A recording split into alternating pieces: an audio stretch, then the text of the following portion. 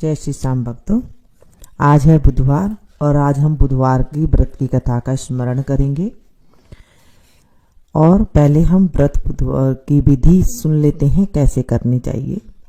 बुधवार का व्रत ग्रह शांति तथा सर्व सुखों की इच्छा रखने वालों को बुधवार का व्रत करना चाहिए। इस व्रत में रात दिन में एक बार ही भोजन करना चाहिए। व्रत के समय हरी वस्तुओं का उपयोग करना श्रेष्ठ होता है। व्रत के अंत में शंकर जी की पूजा धूप, बेल, पत्थर आदि से करनी चाहिए। साथ ही बुधवार की कथा सुनकर आरती के बाद प्रसाद लेकर जाना चाहिए, बीच में ही नहीं जाना चाहिए। एक समय एक व्यक्ति अपनी पत्नी को विदा करवाने के लिए अपने ससुराल गया। वहां पर कुछ दिन रहने के बाद सास ससुर से विदा करने के लिए कहा। तब सबने कहा आज बुधवार का दिन है, आज के दिन गमन नहीं करते हैं। वह व्यक्ति किसी प्रकार न माना और हठ धर्मी करके बुधवार के दिन पत्नी को विदा कराकर अपने नगर को चल पड़ा। राह में उसकी पत्नी को प्यास लगी तो उसने अपने पति से कहा, मुझे बहुत जोर से प्यास लग रही है। तब वह व्यक्ति लौटा लेकर रथ से उतरकर जल लेने के लिए चला गया।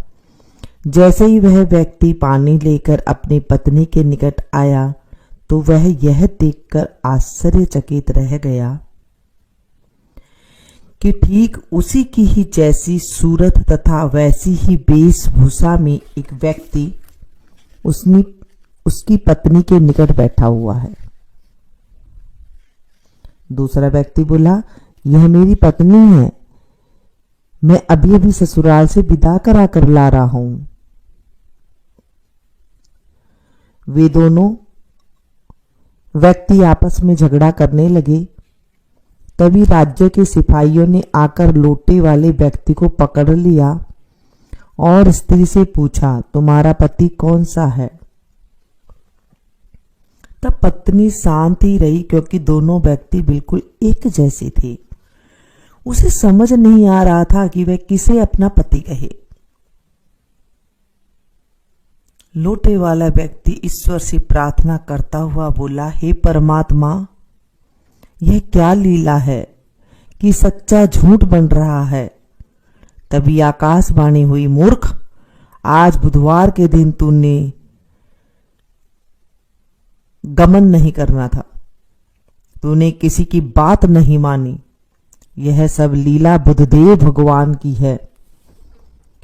उस व्यक्ति ने बुद्धदेव से प्रार्थना की और अपनी गलती के लिए क्षमा मांगी। तब बुद्धदेव जी अंतर्ध्यान हो गए और अपनी पत्नी को लेकर घर आया तथा बुधवार का व्रत वह दोनों पति पत्नी नियम पूर्वक करने लगे। जो व्यक्ति इस कथा को पढ़ता है वह सुनता है, उसको बुधवार के दिन यात्रा करने का कोई दोष नहीं लगता है। उसको सब प्रकार का सुखों की प्राप्ति होती है। बुधवार के दिन अगर कोई काम धंधे के लिए जाता हो तो वो काम सफल होता है। लेकिन यात्रा नहीं करनी चाहिए। बुधवार को बेटी विदा नहीं करनी चाहिए, बहू को विदा नहीं करनी चाहिए।